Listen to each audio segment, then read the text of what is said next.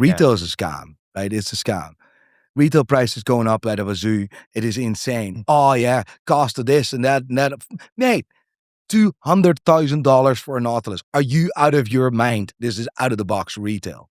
Like, I mean, the new Nautilus, what they've introduced to celebrate the 50th anniversary of the Nautilus. How much? I'm like, are you out of your mind? It's a normal white gold time only watch, not even a date. $100,000 retail. That's a scam. The real value of a product is actually defined on the gray market. And I would argue to say that that is also the most honest version of that. But now I watch these YouTube channels where the guy, he constantly talks about the tricks that people pull when they sell a watch. Like they might ship him a watch. He looks at it and says, this is an aftermarket dial. Yeah. Or this watch was somehow swapped to be this watch. Yeah. And it's advertised as, how often do you see that? I see that within our business, not very much, because I'm luckily in the UK. Yeah. In the UK, people actually take accountability. But in the US, it's a big scam, mate. Like if you buy a watch, if you want trouble and you want to be in the front row seat for a penny, you go to New York. You will get over, and I promise you that I'll put money on it. I put money on it. And it's actually an embarrassment. I mean, countless times. I mean, genuinely, it happens more than it doesn't. So it is actually sad. But now comes the point, right? Have you ever bought a stolen watch? No, but I bought a watch that then was later registered stolen. Like, that's funny. Then an insurance trick. That's hilarious. What's the trick? Well, you buy a watch, you sell the thing, you call your insurance company. I lost my watch. Here's the serial number. I have the watch now. Done. He gets his money paid out. I paid him, so he got paid twice. And I'm sitting there, I want to sell this watch, and I was registered stolen. That's bad. It seems like that's the easiest thing to get caught in, because you have a People don't think, mate. People are sometimes not using their own brains. It's hilarious. Do you not think that will backfire? Yeah. Like, it's hilarious. And this is also what you see in New York. New York is quite... So how often do you see fake watches? Not very often. You know what, right? When I started with YouTube and TikTok and stuff, right? It was all over the thing. All over, right? I remember the unicorn family. I don't know if you've ever seen, like, that was mad, mate. I don't know if they still exist, but every other clip about watches was people flexing fake watches. Like, I don't see that anymore on socials. Are the fakes just getting better? No. It's people are just more cautious with, like, sharing fake stuff. Like, watch Buster. Probably a byproduct of you. Like, I would love to think, I would love that, but like maybe that's a wee bit, my ego is maybe a wee bit too big, but that could potentially be. Well, I would have had an impact, but like fake watch busters and baller busters. Yeah. I see it less and less, and I'm like, actually, that's a good thing. But do you think maybe people just get desensitized to it? Like, there's so many people wear fake watches that at this point, it just stops like, I don't see online people flexing fake watches, I do see sometimes, but not in the rate that I've ever seen. What's the worst you've ever called someone out for wearing a fake watch? Rick Ross, that was embarrassing. But he could afford the real one. So why would it matter if he's wearing a fake one? Well, can he? Right? Doesn't he? I thought he has like a $20 million house in Florida. Yeah, but like you can finance that to the hill. You can't finance a watch of that magnitude. Like, to give you an idea, right? That watch is part of a set of 10 watches.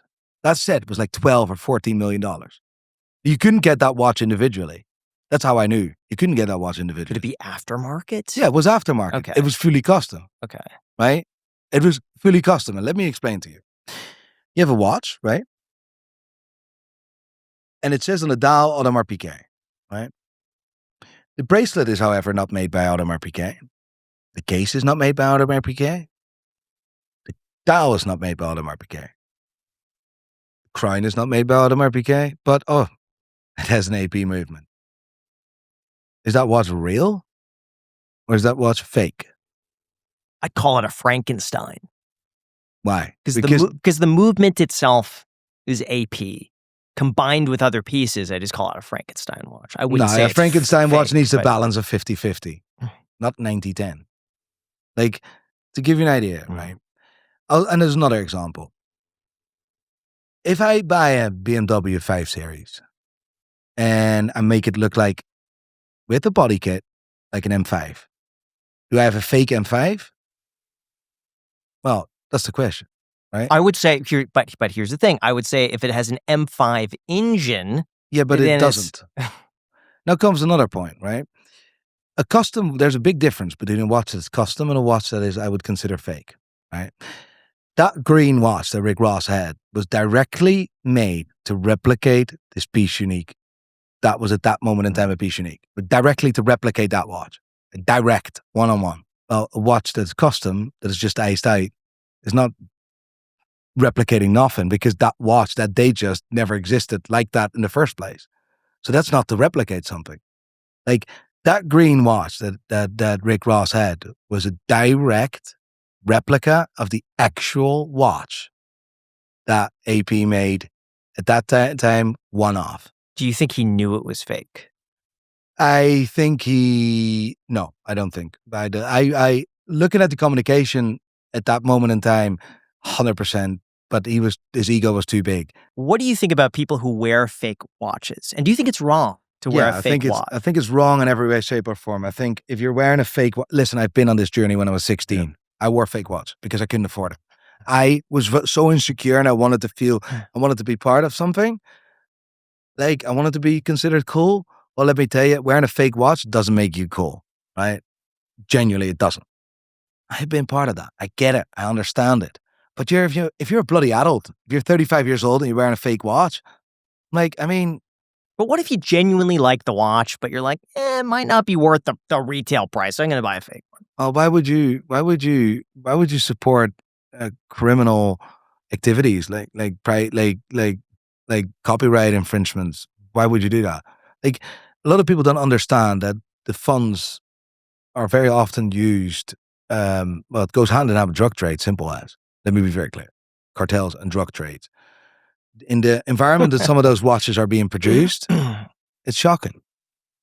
Like, I've been in China. I've seen some stuff that I wish I never saw, but it's quite poor. Like, hey everybody, here's a PSA, but Father's Day is coming up really quickly, and I have a feeling most of you have not bought anything for your dad yet. And we also know dads are absolutely impossible to find gifts for, so we did the work for you, and we found a gift that your dad is going to genuinely love and actually use. We've partnered with our friends at Chef IQ this Father's Day to get you 40% off the Chef IQ Sense, which is unlike any other product out there. For those unaware, the Chef IQ Sense is a wireless smart thermometer that connects to your phone and coaches you through cooking the perfect piece of meat every single time. It literally takes all of the guessing out of cooking. You just stick the probe in and it tells you exactly when to flip, when to pull it off the heat, when to let it rest, and when it's ready to serve. Your dad is going to have total confidence at the grill. In fact, there is no way you could screw up cooking with the Chef IQ Sense. And aside from the grill, it also works with the smoker, the oven, the stovetop,